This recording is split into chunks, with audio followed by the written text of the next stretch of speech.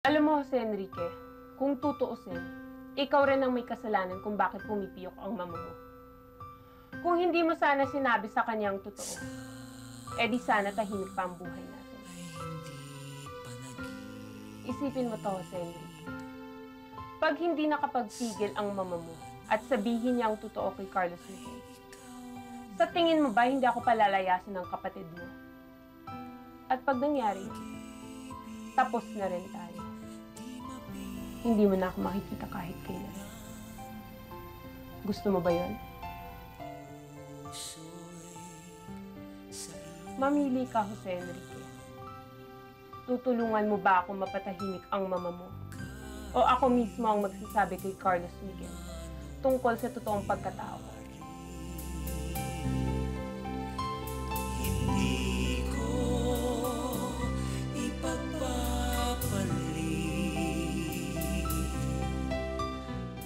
Bakit mo naman naisip na sabihin na kay Cecilia ang totoo? Manang ayokong lokohin si Cecilia. At ayoko na rin nangyari sa amin ni Bianca. Pero hindi mo naman kasalanan yung nangyari sa inyong dalawa ni Bianca. Hindi ba alam ko naman na umpisa pa lang ng relasyon ninyo sinabi mo na sa kanya ang totoo. Siya lang naman itong nagbago di ba?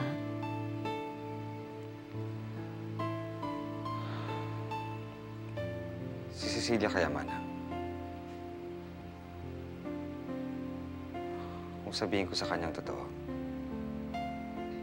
magbago kayang pakikitungo niya sa akin. Olga, hindi mo gagawin yan. Bakit?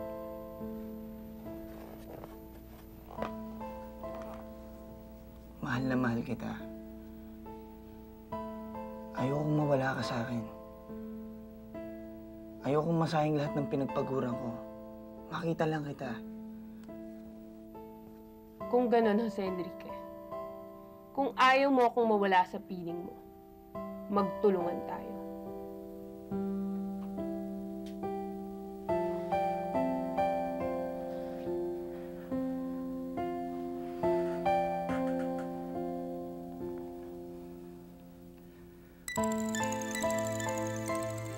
Mawala na silang lahat sa akin. Huwag lang ikaw. Huwag lang ikaw. Dahil mahal na mahal kita. Mahal na mahal.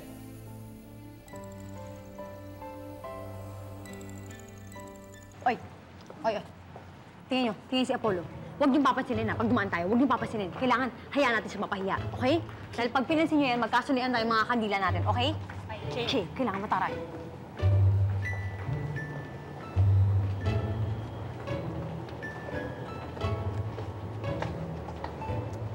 Hi, Apollo. Bakit mag-isa ka dyan? Anong ginagawa mo? Si Yvonne tagal dumating. Kanina pa nga siya hinihintay Itit kasi kami ngayon Si Yvonne. Okay. Alam mo, padating na yon. Lilipad, dadapo dito. Dadating na yon. Okay?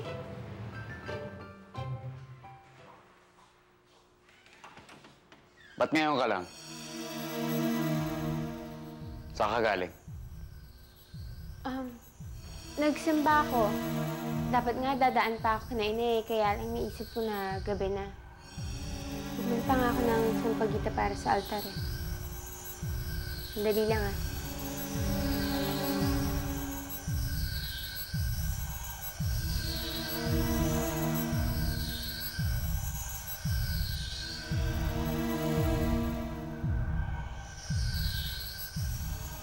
Ayaw bang hatid na lang kita sa inyo? Hindi na. Kaya ka naman mag-isa Ba't ba ayaw mo nagpapasundo? Ayoko kasi. Tsaka sinanay ako ng parents ko na mag-commute mag-isa. At tsaka, enjoy naman ako mag-commute Yung parents mo ba, kailan nang balik? Ewan ko. Mukhang matatagalan pa sila sa London Sana miski guardian mo makilala ko. Ha? Sige, one of these days. Talaga, sayang mo yan Tara, tinasa sa kaya. Love, hindi ba sinabi mo sa akin hindi mo alam na allergic si Mama sa itlog? Oo. Ngayon ko lang nalaman nung inatake siya. Di ba nabigla pa nga ako? Wala bang sinabi sa'yo si Manang Ising na hindi pwedeng kumain ng itlog si Mama bago mangyari yun? Hindi mo ba napag-usapan? Wala akong maalala. Bakit? Wala lang. Sige.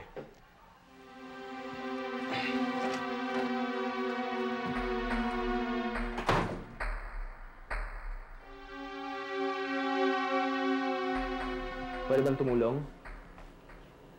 Masyado ka rin magugulatin, ano? Si Manang. Wala siya eh. Kasama ni Gilbert, may bibilin lang daw sila. So, nag-iisa ka lang dito?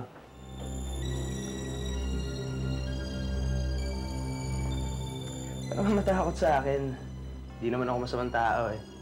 Konti lang. Alam mo, nakulong na ako minsan, pero trip lang yun. Totoo nga yan, hindi naman ako pumupunta dito para mambastos. Dito ako para makipagkaibigan. Pwede ba?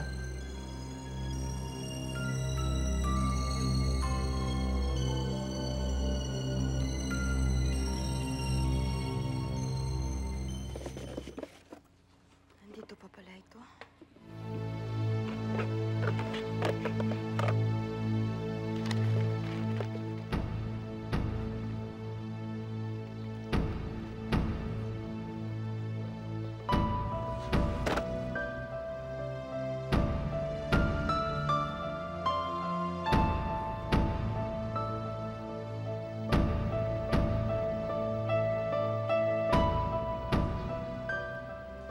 Ay, Mariana! Ano tinitignan mo dyan?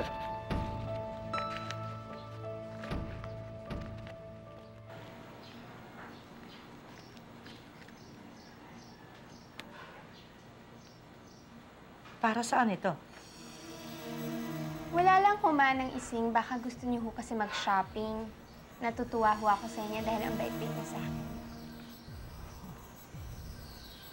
Alam mo, Cecilia, hindi ko tatanggihan to. Huwag mo sanang mamasamain kung tatanggapin ko to. Gracia. Salamat. Kaya lang ho Manang Ising, may hihiling ho sana ako sa inyo. Sige, Iha. Basta ba makakaya ko eh. Ano yun? Manang Ising, sana ho sa susunod, konting preno lang yung bibig niyo. Kung meron ho tayong pag-uusapan, sana ho sa atin dalawa na lang. Hindi yung kung kani-kanino pa makakarating. Okay lang ho ba yun? Salamat po. Ay, ay, ay! Ano yan? Dali, tignan nga. Wancho, Huwag kang... Babasahin lang eh!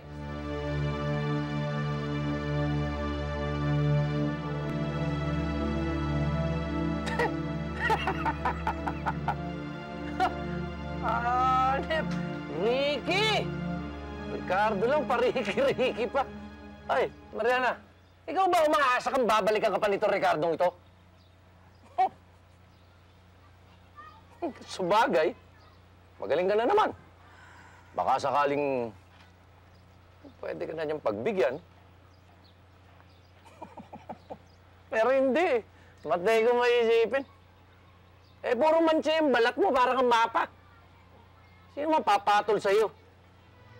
Pwede siguro yung mga nagkalat yan, yung mga adik-adik, yung mga durog-durog. Pag mataas ang tama, baka patusin ka. Ricky, ha? Baduy ninyo. O yan, saksak mo sa baga mo. Ricky! Kung nahihiya kang ipakilala yung nanay mo kay Joshua, eh di sana, sabihin mo sa kanya na yun yung guardian mo. Total, ang alam naman ni Joshua, nasa London ang parents mo, di ba? eh paano kung magkabukingan? Eh di sorry ka na lang. Ba't naman kasi ganyan yung family background mo eh? Yung nanay mo may ketong, tapos dalawa pa yung naging asawa. Iba yung tatay ni Cecilia, iba yung tatay mo. Tapos yung kapatid mo, retokada. Ano ba naman yan? Walang ganda, ha? Nakakatuwa ka pala. Konti lang. Cecilia, Gilbert, dumating na pala kayo.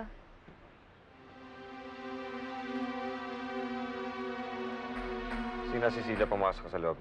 Ibibigay si Manang sa'yo.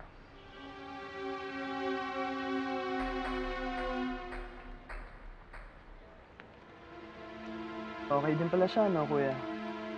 Kung naman ang binabalak mo, Leroy, huwag mo na ituloy. Binabalaan kita.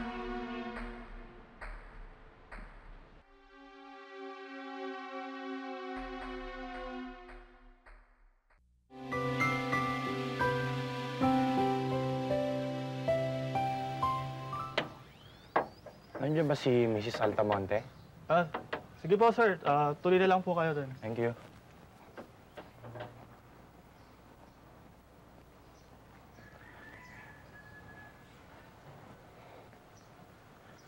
Yes? Excuse me, ma'am. By the way, I'm Eric Quintana, account executive ng Papa Josh's Pizza Parlor. May appointment po kay Doña Victoria.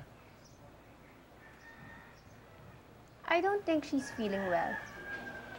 Ganun ho ba? Kakatawag ko lang po kanina, sabi, okay lang daw po siya. Talaga? O sige, pumasok ka na lang dyan. Tapos kumaliwa ka. Nandyan yung mga katulong. Itanong mo na lang. Thank you, ma'am.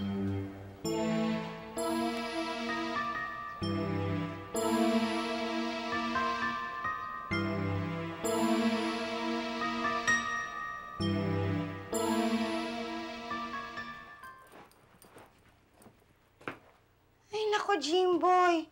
Ang gulo-gulo naman itong kwarto mo.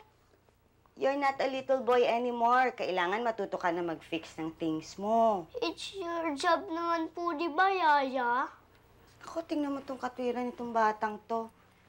Paano kung wala na ako dito? Sinong mag-aayos ng kwarto mo? Ang tita Charity mo? Naku, lagot ka doon. Halika na, tulungan mo ako. Ano ba itong mga kinalat mo? Ano to?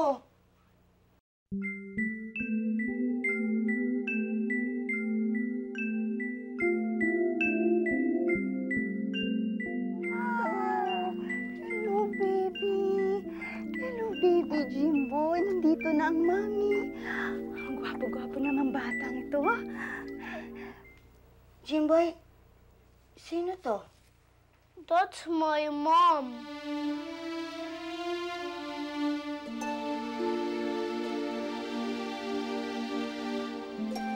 Alam mo, Papa, akala ko talaga mamamatay na ako. Hindi, Strawberry. Hindi ka pa kukunin ng Diyos. Bakit? Kasi masama akong damo? Hindi, kasi maraya pang magagawang kabutihan sa ibang tao. Ay, ang sweet mo naman. Papa?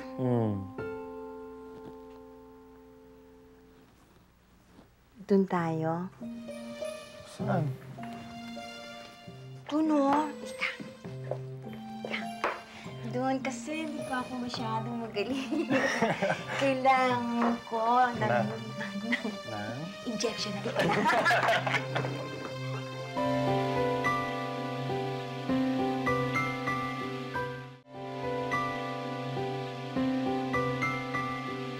Ma'am, excuse me po. Pwede ko po ba kayong maistorbo sandali? O bakit?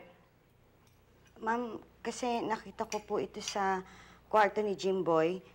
Ngayon ko lang po nakita to eh. Siya po ba ang mami ni Jimboy? Yes, she's my sister. Bakit? Kapatid niyo ho siya? Oo, may masama? Wala po. Sige po, ma'am. Thank you. Bakit mo ba akin pinatawag? Maghintay lang kayo, Tay. Sandali na lang. Ano ba talaga yon?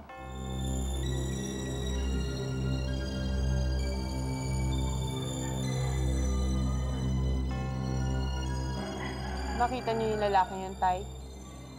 Sundan niyo siya. Kung meron siyang dapat aminin, paaminin niyo.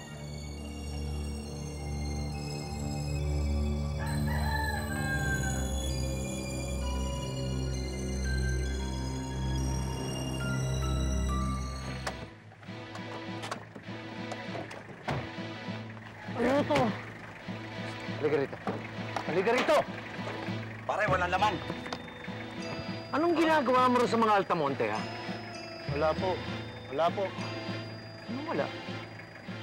Magsabi ka ng totoo, kundi masasaktan ka sa akin.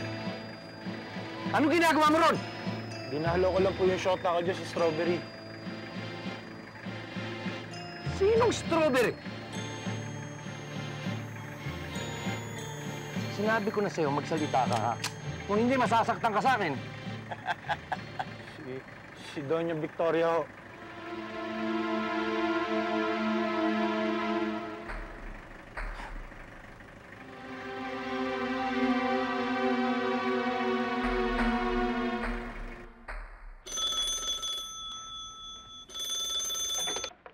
Hello? Arlene? Di ba sinabi ko sa'yo huwag kang tatawag dito? Okay, okay. I'm sorry. Sige na, huwag ka na magalit. Nasaan ka ba? O sige, pupuntahan kita. Manang Mona? Manang Mona? Oh? Gilbert, iho ano? Manang Mona, aalis muna ako. Eh, saan ka pupunta?